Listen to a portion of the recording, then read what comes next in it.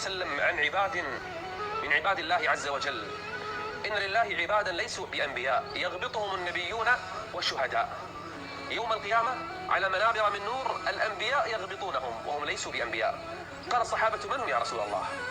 قال: هم قوم تحابوا بنور الله على غير أرحام بينهم ولا أنساب، هذا من قبيلة، هذا من عائلة، هذا من بلد، هذا من لغة، كل واحد من بلد، تحابوا بالله عز وجل. من بركات الأخوة الصالحة والصحبة الصالحة أن العبد المؤمن إذا دخل في الجنة ثم بحث عن أخيه في الله، قصرت حسناته ما دخل الجنة، حسناته قليلة لكن كان معه في الدنيا، فإنه يسأل الله له الشفاعة: يا رب إن فلانا كان معنا، يصلي معنا، يصوم معنا، يحج معنا، كان معنا في الدنيا، قصرت حسناته دخل النار، فيقول الله عز وجل للمؤمنين في الجنة: اذهبوا فأخرجوا من النار من كان في قلبه مثقال حبة خردل من إيمان.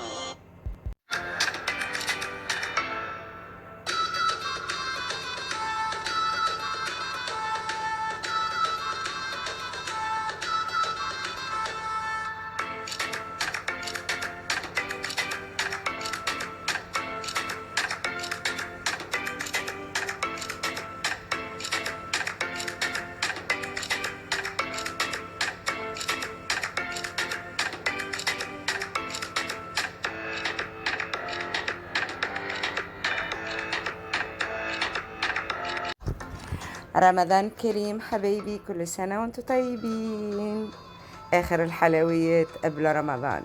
نحبكم ونموت عليكم حبايبي، بوسة كبيرة.